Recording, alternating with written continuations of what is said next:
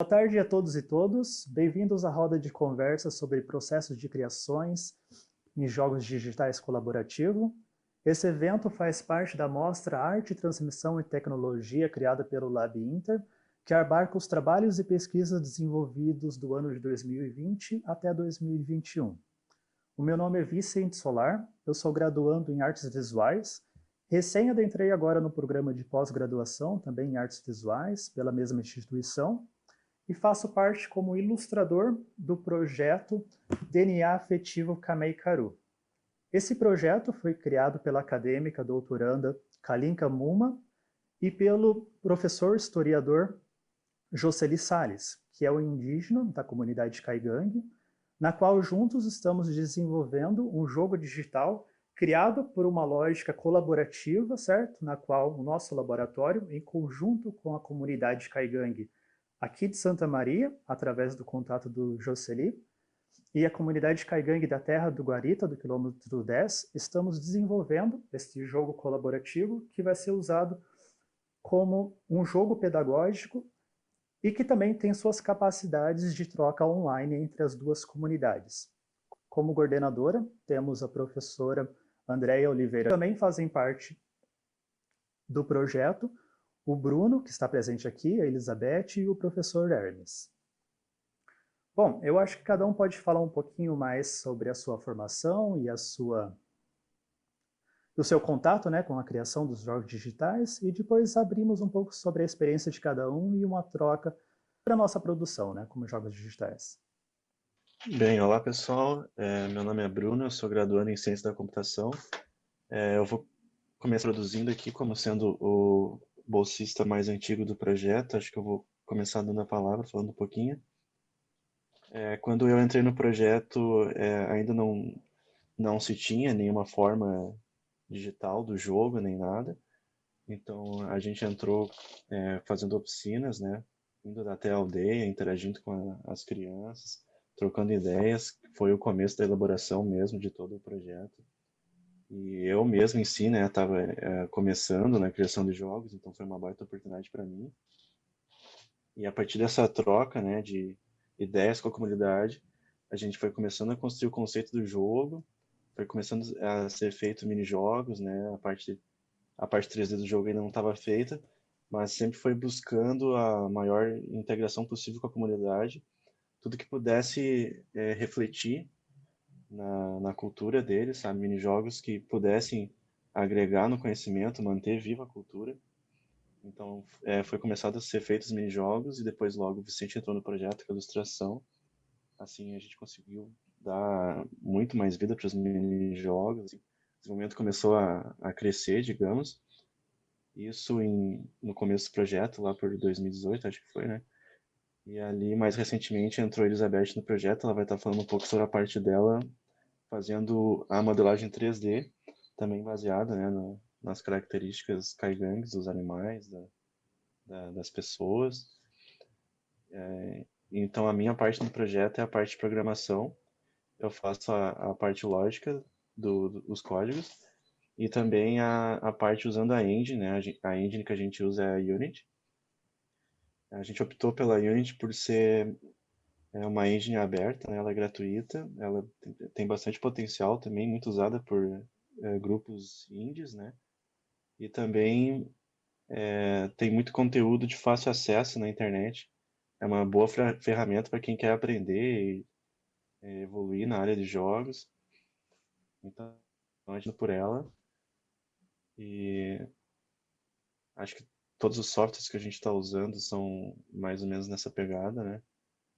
E da minha parte, mais é isso, né? Eu estou responsável pela criação do jogo em si, né? E aí, talvez agora a Elizabeth fale um pouco, né, da parte da modelagem. Bom, oi, meu nome é Elizabeth, eu sou aluna de Ciências da Computação na UFSM e eu entrei no projeto indígena. Primeiramente, eu entrei mais como uma voluntária. Eu ajudava o Bruno, ele que me introduziu ao projeto, então ele falava sobre o projeto e às vezes eu criava alguns modelos para ajudar no projeto, até que eu entrei como bolsista efetiva. E passei a criar os modelos baseados nas artes que o Vicente cria. Eu uso as artes do Vicente como base para mim criar os modelos para o jogo. Toda a criação 3D do jogo, tanto quanto os personagens, quanto o resto dos componentes do cenário. Eu uso o Blender, que é um programa gratuito e que tem bastante tutoriais. Ele é simples de se utilizar. E agora, professor Hermes, tu poderia falar um pouco da sua formação e do grupo CS Games e também um pouquinho, né, de como o seu envolvimento começou com o nosso projeto também. Então, olá, meu nome é Hermes Renato, eu sou professor na PUC de São Paulo, e no curso de pós-graduação que chama Tecnologia da Inteligência e Design Digital, e no outro curso que é de desenvolvimento de jogos, que é um mestrado profissionalizante. Então, eu dou disciplina nos dois cursos. Também sou professor na Unicamp, na área de ideologia ou multimeios, né? E tem uma parceria com o grupo quem coordena o grupo do trabalho todo, como o Vicente falou, é a professora Andréia. Então, já tem uma parceria antiga com a professora Andréia, em outros projetos, em textos que a gente escreveu e tal. E aí, a partir disso, a gente começou, veio essa proposta da Kalinka e do Jocely, e aí a gente começou a trabalhar. Quer dizer, eu estou trabalhando à distância, né? E aí, nesse projeto, a minha contribuição foi uma parte na questão das narrativas, que é o que eu trabalho na PUC, né? Eu dou cursos de narrativas digitais para jogos, de modo geral. Esse trabalho, ele tem, assim, uma característica bem interessante, que foi surgindo junto com né, assim, o processo foi sendo desenvolvido junto com a comunidade indígena dos Caingangues. Então, a gente construiu aí toda a parte de narrativa do projeto em cima da cosmologia da cultura Caingangue, né? Que fala sobre duas identidades, né?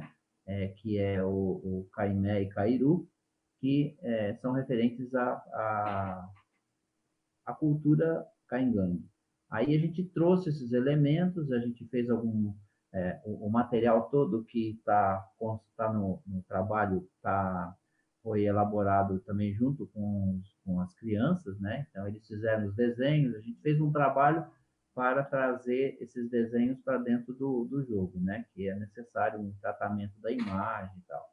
Mas, de qualquer jeito, a ideia, a proposta do que fazer, de envolver as cestarias, de envolver os elementos da comunidade que foram descobertos pelo processo de ir lá, né? Nós fomos nas duas aldeias, ou nas duas comunidades, e a partir daí a gente começou a desenvolver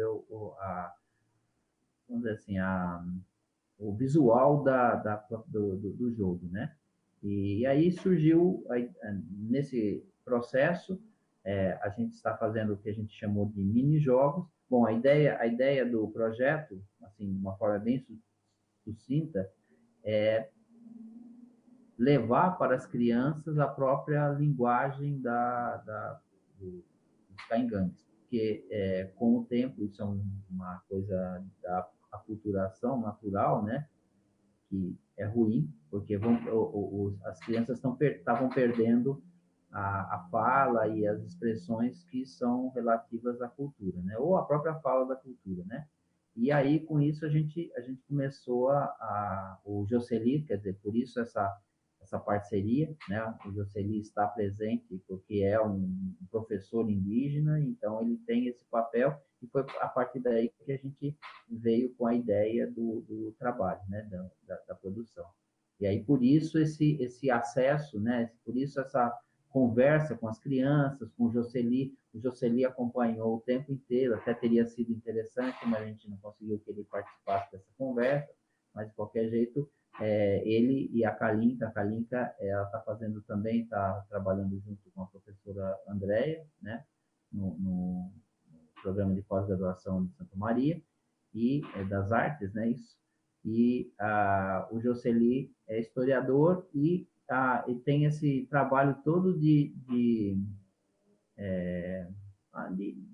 enaltecer a cultura caingangue, né? Então, acho que esse foi o elemento principal que levou a gente a trabalhar em cima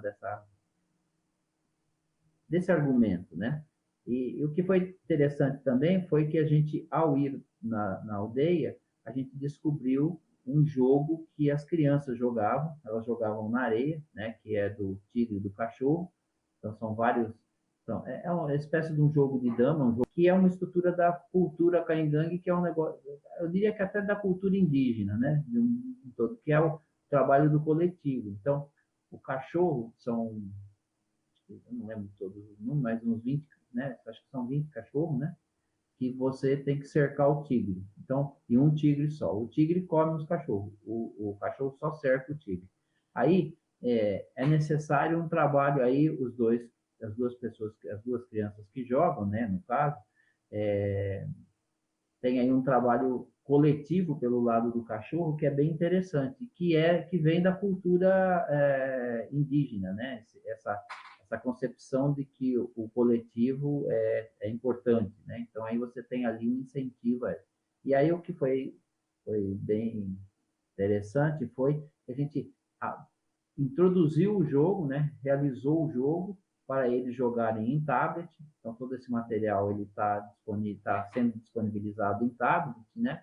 E isso foi a motivação para eles desenharem, para eles trabalharem. A gente fez alguns workshops e aí uma dos elementos importantes aí, até que nós já estamos tá perto da finalização do jogo, né? O Bruno está, né, como ele falou, ele está nessa parte da programação, a Elizabeth está na parte de modelagem do jogo, teve a Soraya, que essa parceria, né, é uma parceria entre o CS Games, que é o grupo de pesquisa, o meu grupo de pesquisa, o Daniel está nele também, né? É o grupo de pesquisa aqui de São Paulo, da PUC. E a Andrea é o Lab Inter, que é o grupo de pesquisa aí de Santa Maria, né? Então, aí, essa parceria a gente já tinha por outros projetos e a gente começou a fazer e aí eu comecei a envolver o meu grupo. E isso sugeriu uma ideia interessante a partir de um edital que teve, eu moro em São Paulo, né? Então, de um edital de São Paulo que a gente concorreu ao edital com um projeto parecido, mas com a cultura tupi-guarani, que a gente agora, por questões do isolamento social, a gente teve que dar uma parada, porque teria que ter ido lá para Peruíbe, que é onde está acontecendo, onde vai acontecer o projeto. Então, agora, assim que melhorar um pouco essa situação, a gente deve voltar a entrar em contato com o pessoal que é a Itamirim e o cacique Ubiratã, que são as pessoas que estão representando. Eu acho que eu estou citando aí os nomes dessas pessoas, principalmente, né, do Jocely, do Ubiratã e da Itá, que eles são, o nosso elo de ligação. É aquela coisa, né? Por mais que a gente olhe para essa cultura, a gente não vai saber, a gente não é indígena, né? Essa que é a questão, né? A gente tem outra relação com a cultura e tal. Então, é fundamental ter a presença desses autores aí, né? Para criticar, e teve muita crítica no bom sentido, né? Criticar de, olha, isso aqui não é legal assim, isso não é assado, e assim vai, né? Assim a gente vai modificando o jogo e ele tá nascendo, é uma coisa de um processo, né? Acho que tudo que a gente faz tem essa ligação aí. E aí, nesse caso, eu comecei como a distância, ela cria alguns problemas. Tudo bem, a gente consegue contribuir, eu acho que o que aconteceu com a gente, que a gente precisou trabalhar tudo digital, né, pela internet, isso aproximou de uma certa forma, mas de qualquer jeito tem um distanciamento aí, né? Esse distanciamento atrapalha em termos, né? Porque se a gente consegue, e aí a gente vai pegando a especialidade, no caso aí do Bruno, da Elizabeth, o próprio Vicent, né, que fez todo o trabalho de elaboração da imagem. Depois ele vai comentar um pouquinho aí, que até ele apresentou a gente, mas não falou aí do projeto. Deixa ele falar também um pouquinho do projeto, a parte dele, né, a concepção dele. E aí isso surgiu a ideia de fazer aqui, e agora nossa parceria aí com o Daniel. O Daniel é daqui de Campinas, São Paulo, né, que é onde a gente está, e aí o próximo projeto é uma continuidade dessa ideia e ao mesmo tempo que é um projeto novo. Então, eu vou passar a palavra aí para o Daniel, aí ele comenta um pouquinho também da experiência dele em jogos, do modo geral, né? Bom, pessoal, boa tarde a todos. Obrigado pelo convite. Muito feliz aqui pela oportunidade de trocar um pouco com vocês. Meu nome é Daniel. Eu já trabalhei em alguns projetos aí com o professor Hermes e com o professor André também. Eu sou formado em Ciência da Computação. Depois eu fiz o meu mestrado em Design Digital lá no TID, na PUC São Paulo. E em 2018 eu finalizei o meu doutorado em Artes Visuais. E isso me proporcionou mergulhar melhor no mundo de jogos, né? Já que justamente os games eles têm um pé nas ciências exatas e um pé na arte, né? Essa combinação ela é muito rica e a gente sabe que quanto maior o nosso espectro de atuação, né? Indo, por exemplo, das ciências exatas até as artes, maior é o número de opções que a gente tem de criação e de elaboração de soluções para problemas complexos em geral.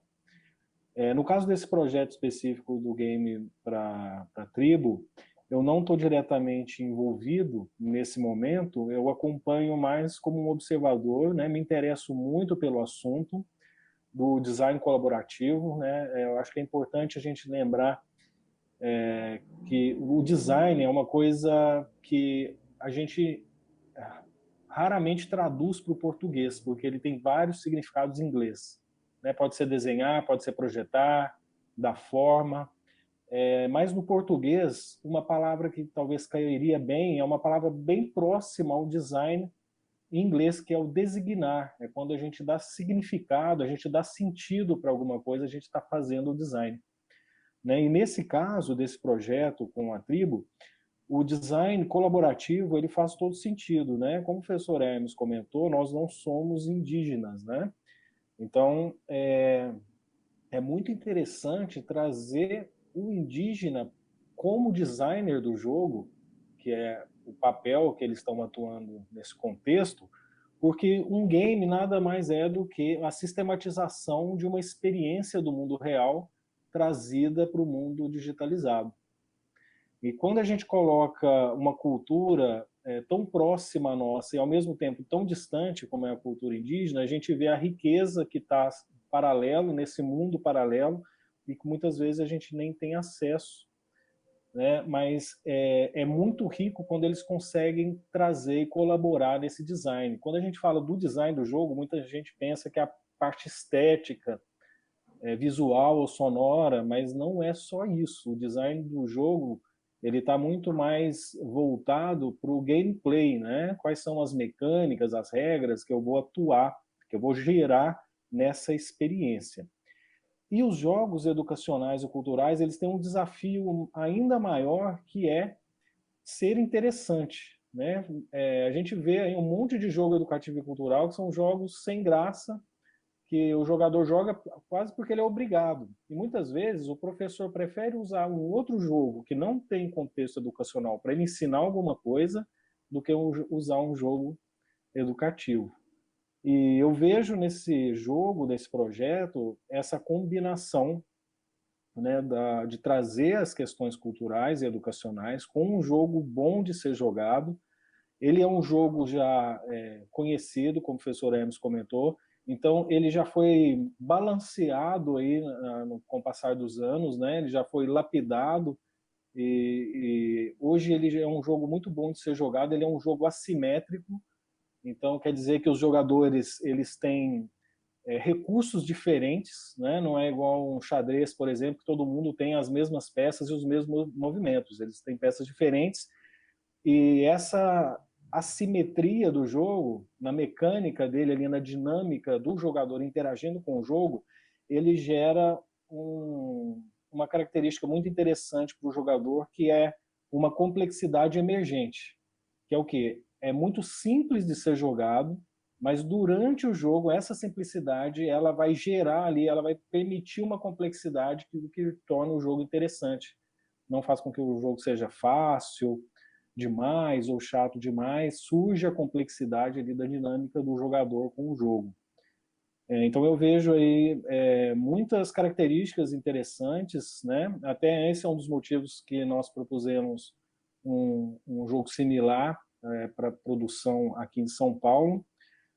A minha área, apesar de ter formação no final em artes visuais e em design, a minha área é engenharia de software, então eu atuo mais fortemente nessa área. Eu tenho uma empresa de desenvolvimento de aplicativos e de games, né? Então a gente está elaborando agora esse game aqui para as tribos aqui da nossa região, mas toda essa experiência que vocês estão tendo aí com esse jogo, ela é muito rica para a gente em todos esses sentidos de estética, de gameplay, de complexidade, de trazer e combinar esses elementos tão naturais de uma cultura nesse contexto tecnológico.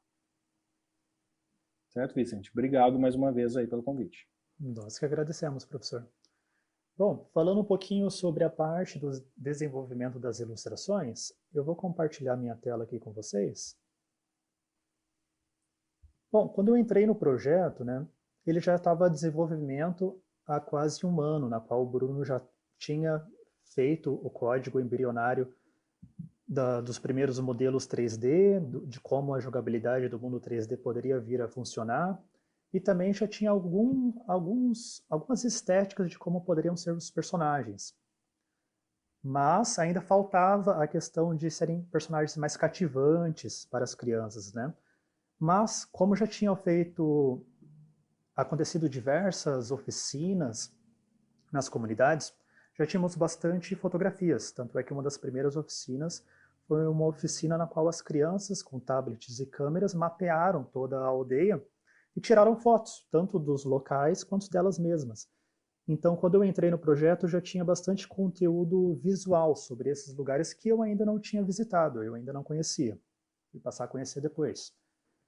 Então, eu parti dessas fotografias, tentando pegar os trejeitos, os pequenos detalhes dos rostos, os elementos visuais daquela cultura Kaigang, né, da etnia Kaigang.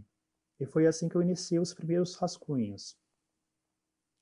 O que eu posso te dar de dica, assim, para as pessoas que gostam, querem desenvolver trabalhos na parte de criação de personagens, é sempre fazer bastante rascunhos, tipo, nunca se contentar com o primeiro desenho.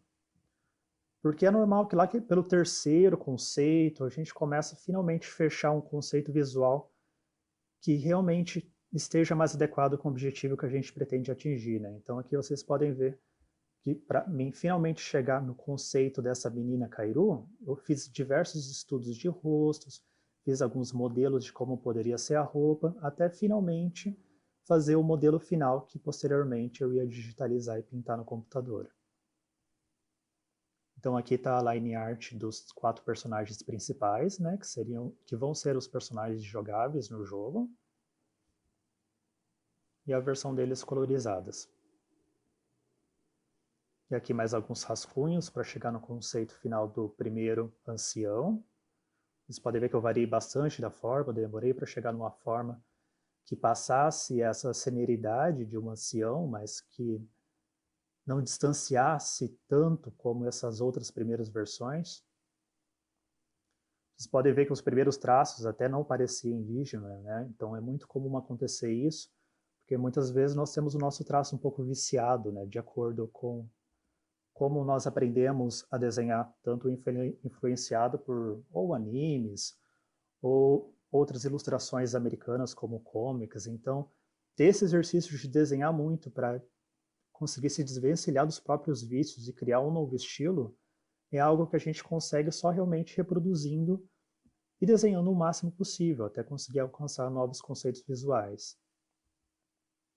Então aqui a anciã, alguns personagens que vão aparecer durante o jogo como NPC. Aqui que foi uma imagem do próprio professor Jocely, né, que ele vai estar presente no jogo na parte da escola.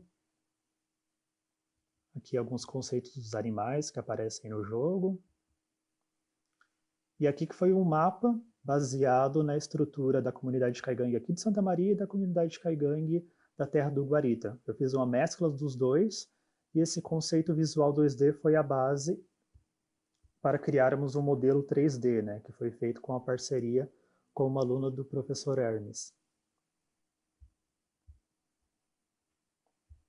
Então, voltando aqui, outra dica que eu posso dar também bastante na hora da criação dos personagens, ainda mais para projetos de jogos digitais, é separar sempre, né, o máximo de camadas e itens possíveis na hora da criação, ou seja, deixar o desenho de linha em uma camada, todas as cores separadas, porque mudanças podem acontecer a todo momento, né? E se você fizer, por exemplo, todas as cores na mesma camada, a gente vai ter dificuldade para conseguir modificar o desenho depois. Então, isso é o que a gente chama de prática não destrutiva de imagem, né? Que serve tanto na parte do designer da construção de ilustração, quanto também na de fotografia. Então, tipo, estruturar a criação do seu conceito, separando tudo por camadas e também nomeando, para facilitar também a hora que esse arquivo estiver na mão de uma outra pessoa, para que ela possa olhar aquele arquivo e através da estrutura das camadas que você deu, ela possa facilmente entender e modificar aquele arquivo se necessário. Então aqui eu vou mostrar uma pequena demo que nós temos gravado da parte dos mini-jogos 2D, né? Então vocês podem ver todo o cuidado visual que nós tivemos, tanto com o background, para incluir as características das marcas Kamei e Kairu.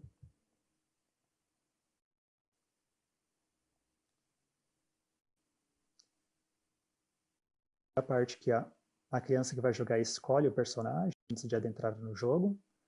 Aqui está uma versão ainda não atualizada, o menu já mudou. Aquele é produzido na própria linguagem Kaimé, né? Desculpa, na linguagem Kaigang. E o jogo ele é bilíngue, e futuramente também estamos pensando em fazer uma versão em inglês. E aqui uma pequena demo, né, de como nós desenvolvemos os outros mini-jogos. Aqui o mini-jogo da memória. Eu vou avançar um pouquinho, para a gente só passar por os mini-jogos e comentar a parte visual só, né? Esses desenhos que nós estamos vendo aqui foram desenhos que foram criados pelas crianças nessas oficinas que nós fizemos, né? E daí eu só fiz o trabalho de redesenhar por cima desses desenhos que elas fizeram, ou seja, otimizar ele um pouco para a nossa interface, uniformizar um pouco a questão estética das cores, mas me estruturando totalmente na estrutura do desenho que foi criado por elas. Vou avançar mais um pouco. Tipo, aqui vocês dá para perceber bem, né, que é um desenho mais de uma criança, né? Aqui, ó, aqui aparece todos, deixa eu só voltar. Aqui aparece todos os desenhos que nós estamos utilizando no jogo do quebra-cabeça. Que ele foi construído nessa interface. Quase todos os jogos têm níveis de dificuldade, né? Por exemplo, aqui no quebra-cabeça, ele está apenas com 9 peças, que seria o modo mais fácil, mas no modo complexo essa rede fica muito maior e ele fica muito mais complexo de ser resolvido. Então nós tivemos esse cuidado, né? Já que a ideia inicial é que seja um jogo das primeiras séries escolares, ou seja, é bom ter os níveis tanto mais fáceis quanto os mais complexos.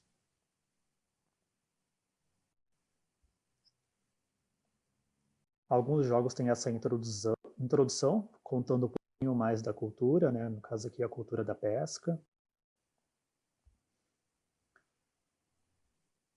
que é o jogo do tigre, né? O tigre ele tem a funcionalidade de funcionar offline e online. Aqui um pouquinho da interface dele. O jogador ele pode escolher o seu avatar. Então nós temos esse cuidado para colocar diversos tipos de pessoas.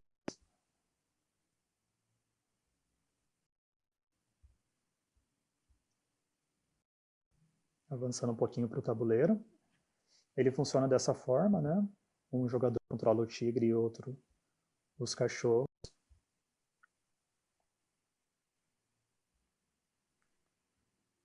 E quem está controlando os cachorros tem a finalidade de tentar travar o movimento dos tigres. Se ele conseguir, ele vence.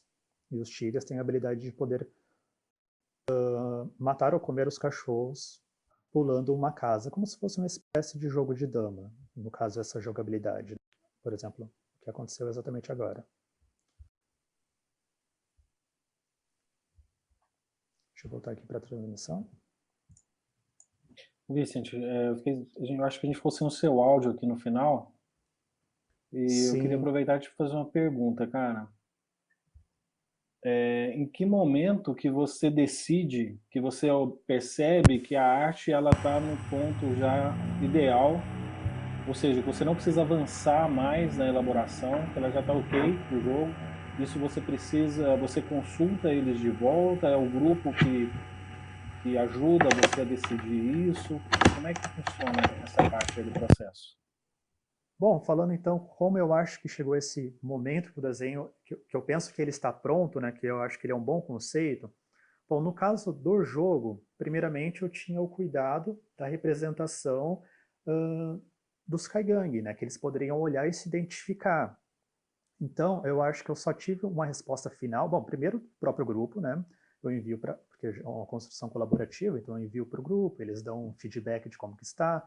O professor Jocely, né, já que ele é da comunidade Kaigang, ele fala o que pode ser melhorado, que pode ser tirado, algum elemento que está na roupa, por exemplo, no começo a gente tinha entendido a cosmologia dos Kamei Karu como se tivesse relações com a Lua e o Sol, então tinha colares que relacionavam a Lua e o Sol, essas coisas eu fui removendo. Mas neste caso específico, penso eu que quando nós retornamos para a comunidade e mostramos esses desenhos, e as próprias crianças começaram a reproduzir eles e se identificar. Teve crianças que quiseram camisetas com esses desenhos, e teve até uma mãe que pediu para costurar tipo um pelúcia baseado nesses desenhos. Então eu penso que esse retorno foi de fato assim um momento que eu pensei que eu acho que esse é o caminho, posso continuar fazendo as ilustrações neste caminho. Mas, pensando em projetos que eu não tenho esse feedback direto do público, eu acho que o conceito final dos meus personagens, quando eu acho que eles estão no momento, podem passar para uma outra fase, eu acho que eu sempre faço uma direção, quando são personagens infantis, assim, né? A questão de como eles estão confortáveis de se olhar, tipo, que eles passam uma empatia na qual, mesmo que eles não estejam falando, a pessoa não conheça ainda sobre o que é aquela história, ao ela olhar para aquele desenho, ela já se sinta interessada por aquele personagem. Então eu acho que quando esse personagem está passando esse tipo de sentido, mesmo antes da pessoa conhecer ele ou a história, eu acho que ele chegou nesse nível que eu considero ele bom para um próximo passo, para o passo da colorização ou passos posteriores. Aproveita, Bruno, aproveita no caminho que fala um pouco bom, você e a Elizabeth, né, do processo aí de transformação, né? O que aconteceu, quer dizer, depois que a gente foi na aldeia, conversou com o pessoal, tinha as histórias, fez as modelagens e aí começou a trabalhar. Quer dizer, essa concepção, a criação do ambiente, vamos dizer assim, o ambiente que se passa o jogo, foi, quer dizer, que tipo de inspiração, que tipo de caminho você optou para começar a fazer, né? E a Elizabeth também, né? Porque a Elizabeth, ela trabalhou bem a parte de movimento dos personagens que estavam dentro da história, né? Tem o porco, tem a galinha, você também trabalhou a coisa da árvore. Quer dizer, o aprendizado que se deu, porque eu acho que isso também é um negócio forte, né? Acontece bastante. Quer dizer, para quem está fazendo, é um processo de aprendizado da plataforma, das ferramentas muito grande, né? Como o Vicente falou, algumas coisas assim, a gente ainda não tinha muita noção, né, de como seria. E para mim, assim, essa interação com a própria aldeia foi extremamente importante para pegar diversos aspectos, né? Porque a gente daí tirou noção de como seria a ambientação, como seria o visual, ou até mesmo questão de cores e muita coisa assim. E eu acho até que eu vou compartilhar minha tela aqui, né? Já que eu tô com. Se você tiver, é legal, né? Que aí traz É, mostra uma referência, né? uma coisa que seria legal já comentando nesse aspecto foi do próprio minijogo dos tigres, né? Que eu tenho a imagem aqui, vocês estão enxergando, né? Sim, Esse minijogo, como o professor falou, eles já jogam, né, na cultura deles, na terra. Eles fazem o trajeto com graveto e eles usam feijões e pedrinhas para fazer as peças, né? E a gente tentou reproduzir isso aqui de uma forma que as aldeias pudessem jogar entre si. Qualquer aldeia com qualquer aldeia de qualquer lugar, né? Uma forma de conectarem eles. E uma coisa que me chamou a atenção que eu lembro quando a gente foi fazer com eles nas escolas é que no começo do jogo, eu não sei se eu tenho um print exato disso, aqui ó, tu tem que arrastar uma pedra pro começo do jogo aqui na casinha do tigre, né? No caso tu arrasta uma e depois tu arrasta a outra. Eu lembro que uma das crianças foi arrastar as duas peças com os dois dedos e travou o jogo, porque o código não estava preparado para duas peças serem arrastadas ao mesmo tempo. E aí ela comentou que no jogo mesmo, na Terra, eles eram acostumados a arrastar assim, colocar as duas juntas, e é algo que não tinha passado pela minha cabeça. Então, eu acho um bom exemplo de como essa interação com eles é importante, sabe? Porque é algo que poderia ter passado batido por nós e acabaria sendo um problema futuro, né? E outra coisa também, acho que um outro desafio que a gente passa aqui, esse aqui é um menu provisório por enquanto dos mini-jogos, né? Que é a versão Kaigan já tem a versão português. Mas um outro desafio é que a gente não pode usar números, né? Porque na cultura Kaigang eles não possuem o conceito de números que a gente possui. Então tem até o exemplo aqui do jogo dos numerais, né? Que aqui é para selecionar o número correspondente. Peraí, eu botei em português, mas é uma característica que eles possuem só até o número 5. Então a gente tentou fazer uma mescla assim com os nossos números com os deles para eles irem aprendendo os números. Só que ao decorrer do jogo não tem como a gente representar qualquer tipo de numeral, de progresso ou de quantia com os nossos números, porque eles não trabalham com esses conceitos. Então já foi um desafio a mais projeto e foi algo que a gente veio trabalhando também em cima, não só dos números, mas também outros elementos como o calendário deles, né? Que não é baseado igual ao nosso, eles é baseado nas colheitas, em períodos de caça deles. Então a gente pegou já, aproveitou para colocar na parte 3D, onde eles vão passar pelas essas colheitas, eles vão falar com os personagens anciões no jogo. Eu tenho alguns prints aqui, eu acho. Aqui o personagem chega e aí ele conversa com algum ancião. Esse aqui é no caso da cestaria. Eles têm algum contato já com a fabricação das cestas, né? Eles têm contato com a colheita, por exemplo, tem aqui o do milho. E é algo que eles já teriam presencialmente, esse contato com o mais velho, porque o conhecimento vem do mais velho. Até mesmo na escola, quem passa o conhecimento é o professor. Então, o professor usando o jogo como uma ferramenta de ensino, ele já está fazendo o papel do ancião e também tem a representação dele no jogo, reforçando a importância, né, do ancião para as crianças, e elas continuam aprendendo através da figura dos anciões. Então aqui eles aprendem sobre a colheita do milho, que já faz parte também do calendário deles, e também outros elementos no jogo, como mata fechada, assim, a gente incluiu. Também vai ter aqui os animais, por enquanto não tem, mas os animais têm uma representação bem importante na cultura também. Então eu acho que essa integração, assim, essa troca de conhecimentos com eles foi muito importante para moldar o jogo, né? Toda essa característica dos números, do jogo, do calendário, até mesmo dos personagens, dos ambientes, como essa mata, né? Tudo isso a gente não tinha muita noção antes, E através desse contato com eles, a gente pôde ir formando o jogo como ele está agora, né?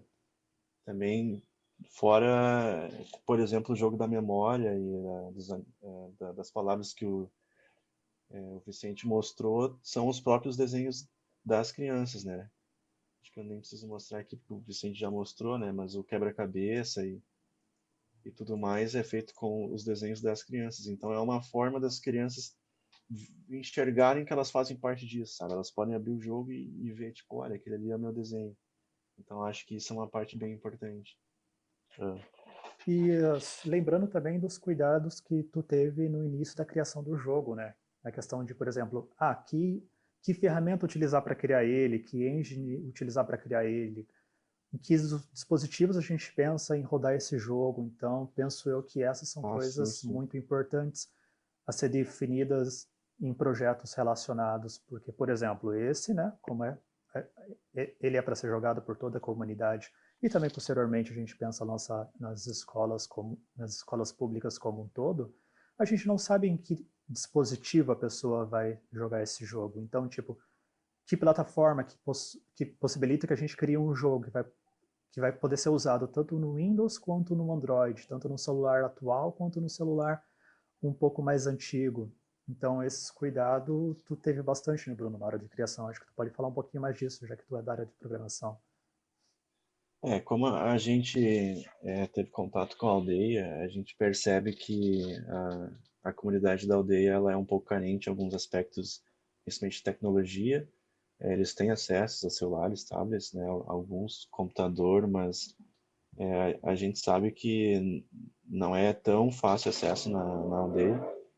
Então, pensando, né, em ter uma maior abrangência de público, a gente tentou otimizar o jogo de forma que rodasse na maior gama de dispositivos possíveis, né? A gente quer levar tanto para o celular, tablet, para as crianças poderem jogar em casa.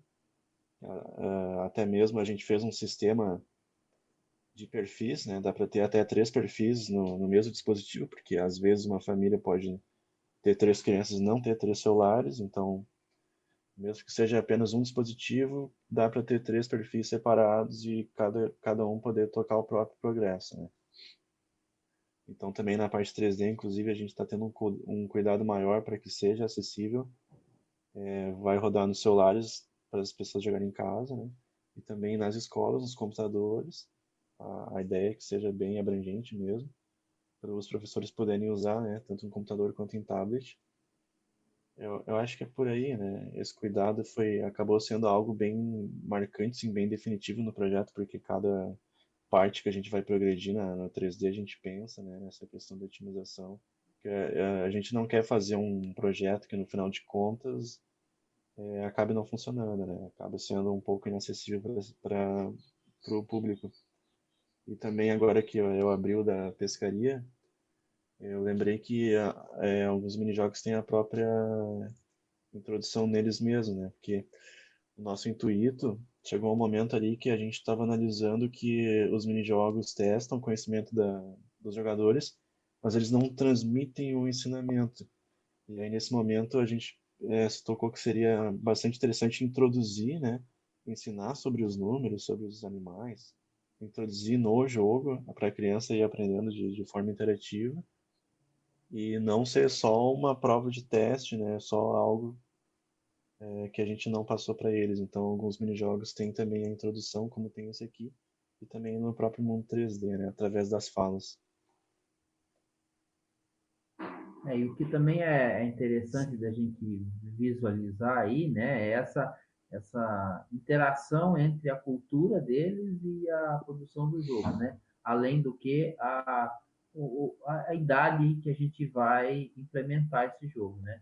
Tá? Que tipo de, né? Qual é a faixa etária, né, que a gente vai? Então, esse trabalho de pesquisa na comunidade, ele é não só na comunidade, né? No usuário do jogo, vamos dizer assim. Aqui nós estamos falando da comunidade porque o jogo foi desenvolvido para eles, né? Mas buscar as referências. Então, por exemplo, aí na pesca, eles pescam um tipo determinado de peixe. Então, aí isso aí permitiu que a gente fizesse esse trabalho aí, onde é esse peixe amarelo. E nesse aí é só esse que pode pescar, É né? só isso.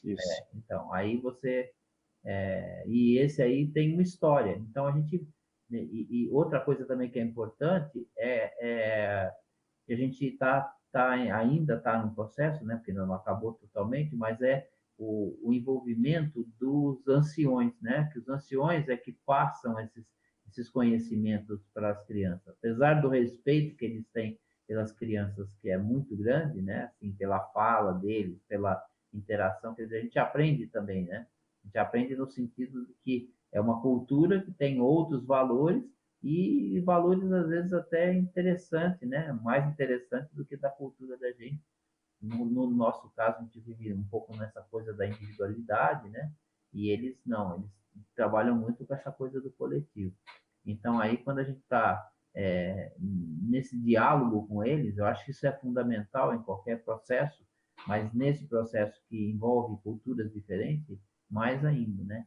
Então, aí, no caso, a gente aprendeu que tipo de peixe aí, por isso a gente coloca lá o ancião falando, né? Que é o ancião que passa a cultura, passa o conhecimento para ele, e aí as crianças respeitam. Quer dizer, a tribo toda, né? Respeita muito os anciões, né? Os anciões são aqueles que têm um papel de transmissão da cultura, da oralidade, né? Da cultura. Então, acho que visualizar isso quer dizer, introduzir isso no jogo é bem interessante, né? A gente tem que parar para pensar nisso aí, né? Bom, falar um pouco a respeito do mundo 3D, né? Como o senhor tinha citado antes. Quando eu comecei a fazer, eu não tinha nenhuma base como o Bruno ou o Vicente tiveram, porque quando eu entrei a gente já estava em época de pandemia, então eu já comecei EAD. Então eu não tive contato direto com a comunidade nem nada do tipo. Daí o que eu estava usando seriam as imagens as fotos que eles tiraram, né? As artes que o Vicente tinha criado. Só que, tipo, não é só isso também, porque como tinham dito, a gente tinha uma limitação para criar um mundo 3D, o jogo inteiro, para que ele ficasse otimizado para todos os tipos de dispositivos, porque ele tem que rodar tanto no celular quanto no computador. Então, não poderia fazer, por exemplo, um modelo super com muitos polígonos ou coisas do tipo, porque ele poderia ficar bastante bonito e jogável no computador, mas iria rodar no celular. Então, a gente tinha que ficar tomando esses cuidados, então a gente decidiu que seria algo low poly e simples. Então, por exemplo, o primeiríssimo modelo que eu tinha criado tinha sido uma casa baseada numa foto que eu tinha visto da comunidade. E, tipo, ela ficou bastante semelhante com a da imagem, só que ela era muito realista. Então, ela tinha muitos e muitos polígonos. E ela não era nada low poly. Então, a gente teve que começar a tomar esses cuidados para que ficasse tanto esteticamente bonito quanto otimizado para que pudesse rodar nos outros dispositivos. Daí, quando eu soube disso, eu fiquei vendo tanto imagens para o estilo próprio da arte, para ter um certo padrão, né? Tanto no jogo inteiro.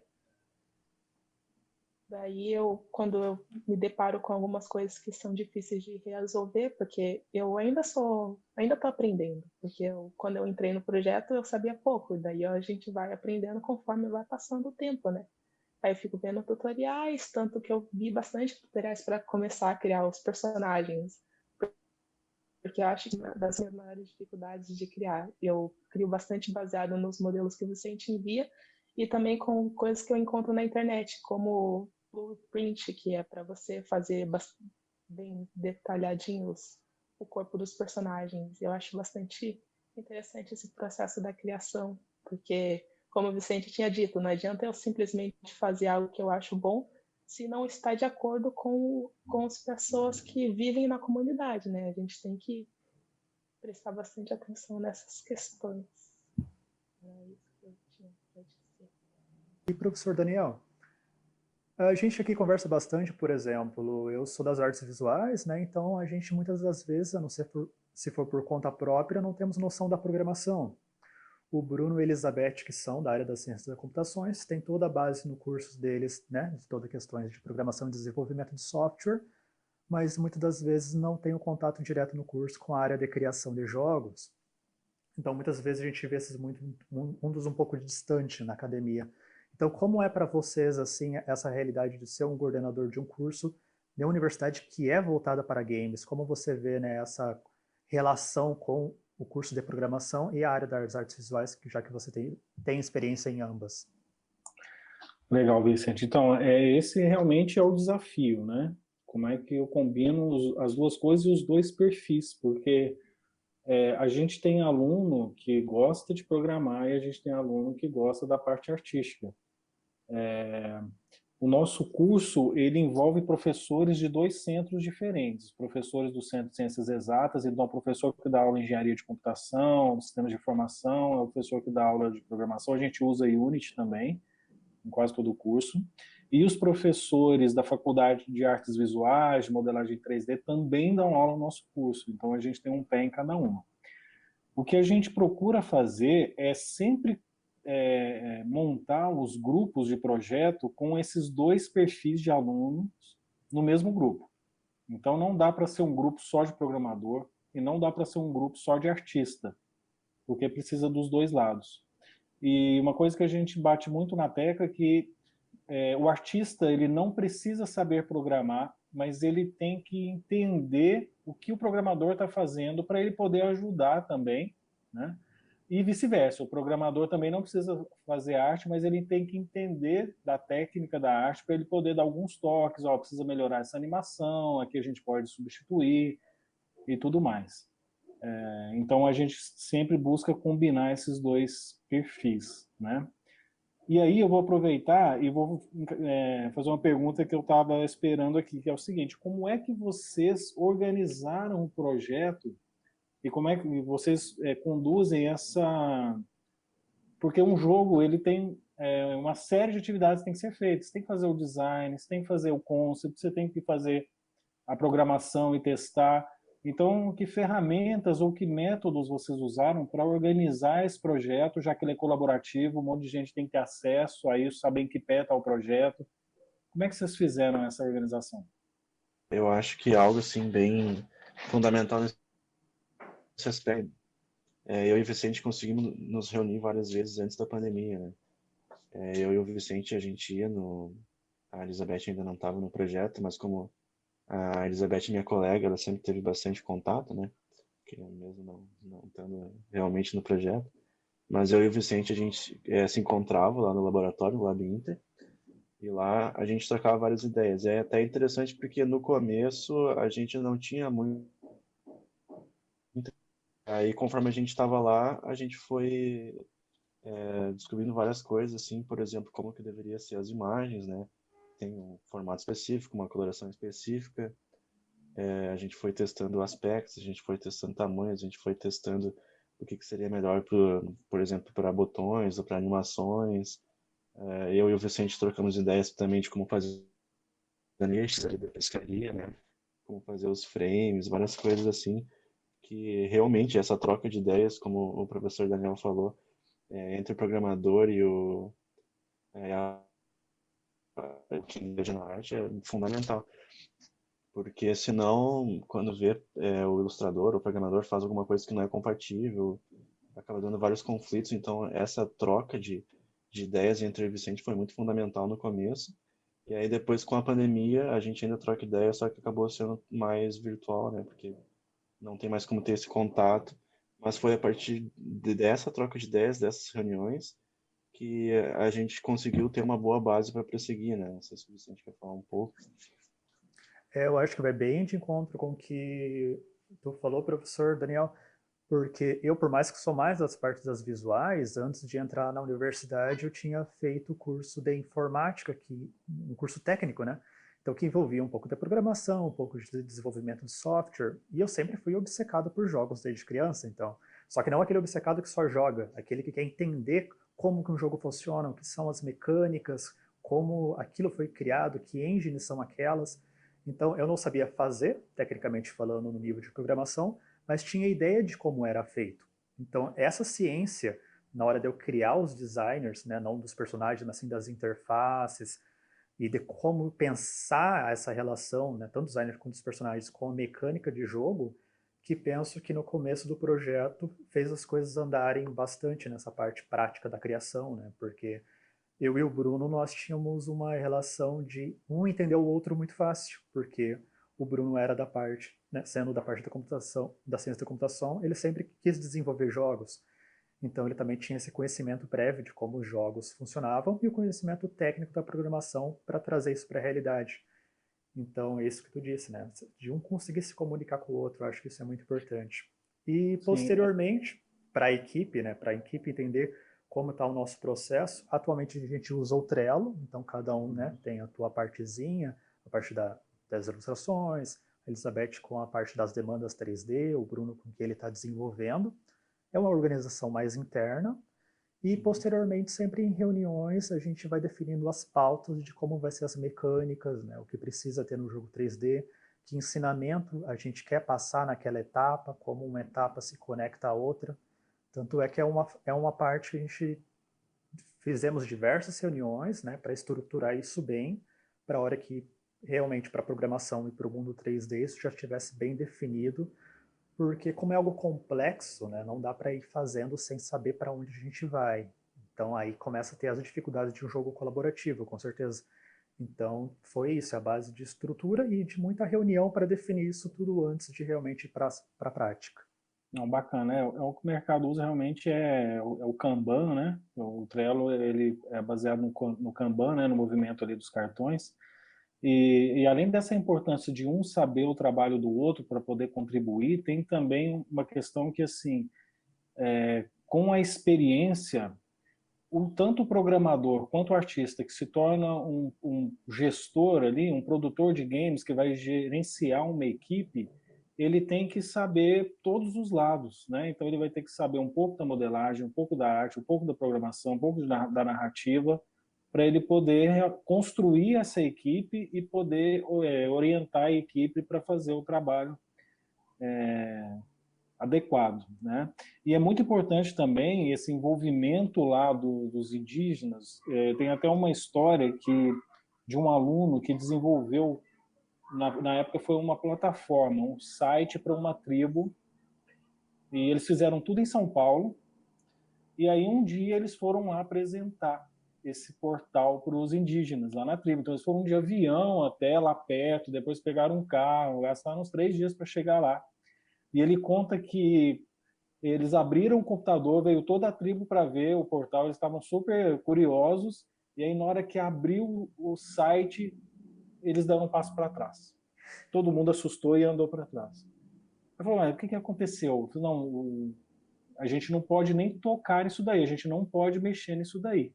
Mas por quê? Ah, porque o site é verde.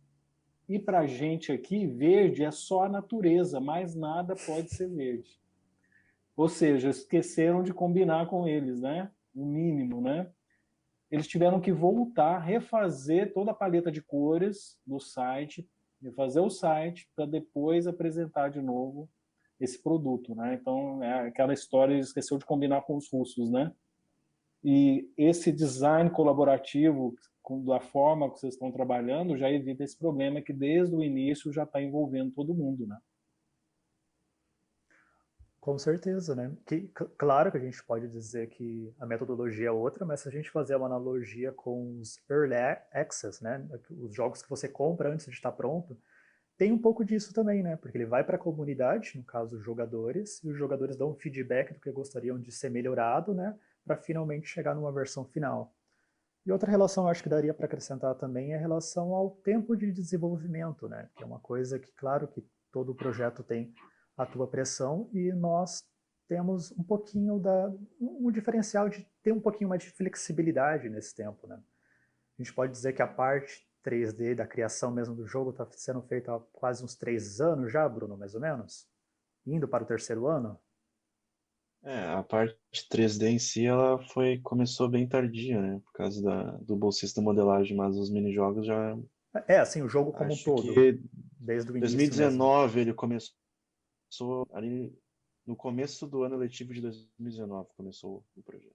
Uhum. E agora que a gente está chegando Digitalmente. finalmente perto da fase final. Então, É. eu digo isso mais como uma dica mesmo, né? Para projetos acadêmicos e tal. Não sei que tipo de grupo vai estar assistindo. De que esse tempo às vezes é necessário, né? Nós já tivemos exemplos aí no mainstream como Cyberpunk e outros jogos, né? Que foram um desastre por lançar antes da hora. Então é o cuidado que a gente está tendo também, né? Tanto de voltar para a comunidade, ter esse feedback e dar tempo ao desenvolvimento para que não aconteça aquilo que tu disse, né? Não fica um jogo educativo que não é legal de se jogar, né? Que é só expositivo, que não engaja as pessoas que vão jogar ele. E essa ideia aí que o Daniel falou, né, do tom, né, da cor verde, a gente estende também para a narrativa, que apesar de a gente estar falando aqui, a gente não está com ninguém aqui que contribuiu diretamente para a construção da narrativa. É claro que todos contribuíram, né, mas essa parte inicial dos significados que foram gerados pela criação dos personagens, a história em si, o que fazer, eu acho que tem muito a ver, acho que é o primeiro momento, né, o momento anterior a isso. Se a gente tivesse alguém que tivesse não envolvido, porque todo mundo estava, né, mas assim, quem fez, porque foram feitos para ter os desenhos, para ter a história, além da conversa com o Jocely, teve todo esse diálogo com a comunidade antes de chegar no jogo, né? Então, acho que essa coisa da narrativa é ela que motiva também, né, quer dizer, ela chama a criança, no caso, né, que é o nosso público aí, para o trabalho. Então, aí pensar que a narrativa também está nesse mesmo contexto de importância. Tem até um teórico que fala, né? São 3 elementos. Um é o estético, que é esse todo da visualidade, né? A outra coisa é a narrativa, a outra coisa é a tecnologia. Aí, Daniel, me ajuda aí, o terceiro, o quarto. E a tecnologia decidir qual tecnologia é, né? Isso, a tecnologia e a interação. A interação. E aí submeter também, que é uma etapa que a gente ainda não chegou, mas quer dizer, a gente foi fazendo no processo, né? Mas a hora que acabar o jogo, colocar na mão das crianças para elas jogarem e tipo fazer um teste, né? Para visualizar. Eu fiz isso com outro trabalho de uma aluna minha, Fabiano, que ela fez, foi na escola, apresentou o jogo e aí viu a interação deles, né? E aí você tem um processo. Então aí, claro que se você prevê tudo isso, o trabalho que você tem é menor, né? Que nem o Daniel citou aí, a volta para trás para ter que refazer todas as cores, às vezes acontece isso com a história, né? Acontece isso no contexto de tudo que está sendo feito. Então, se a gente tiver essas avaliações constantes, quando você chegar no final, você já vai estar com um projeto mais redondinho, né? E pelo que vocês contaram aí das histórias do desenvolvimento, o jogo lá que vocês mostraram lá do tigre, né, dos cachorros ou da onça e o da pescaria também, pegando o do tigre lá que é um tabuleiro, né, tradicionalmente que eles jogavam na terra, assim, é um caso interessante porque um jogo analógico, que é o que eles jogavam na terra ali no tabuleiro, ele tem algumas diferenças do jogo digital, que é justamente o que o Bruno comentou, que o jogador tentou mover 2 objetos de uma vez, né? Porque no jogo analógico, quem mantém vivo o mundo do jogo são os jogadores, né? Os jogadores que têm essa capacidade de definir as regras e de mudar as regras durante o jogo, eles que mantêm esse universo em pé, vamos dizer assim. O jogo digital, quem mantém o universo em pé rodando é o próprio sistema ali, é o próprio computador que fica girando. Então, ele é mais travado nesse sentido. Tanto que tentaram mover as 2 peças e não deu, né? Então, eu achei esse caso muito interessante. E um outro a respeito do design do jogo, porque quando a gente vai elaborar o design em relação à narrativa, a gente pode pegar as mecânicas e, a partir dessas mecânicas, gerar uma narrativa. Ou o contrário, eu pego uma narrativa e eu vejo quais são as mecânicas que vão se encaixar melhor nessa narrativa. E aí você monta, que é o caso lá da pescaria, né? Tem a história da pescaria, e aí qual mecânica que eu vou encaixar aqui nessa história, nessa narrativa, que vai funcionar bem, que vai criar essa experiência para quem nunca pescou com uma lança, por exemplo. Porque O jogo é isso, é trazer as experiências, né? A preocupação do designer é elaborar essas experiências. Então, eu acho que esse projeto de vocês, assim, ele tem várias características, né, a respeito do design de jogos, que é muito interessante como estudo mesmo. Perfeito, professor. Eu acho que estamos batendo em 1 hora agora já de conversa, então eu acho que seria isso por hoje. Nos comentários nós vamos deixar o link para o projeto, né, do DNA Afetivo Kameikaru, para quem quiser conhecer mais de como ele foi construído, e também vai ficar os links das exposições que estão acontecendo no Sansar. E para quem não puder acessar as exposições, tem os links também de streaming direto, então é só acessar abaixo.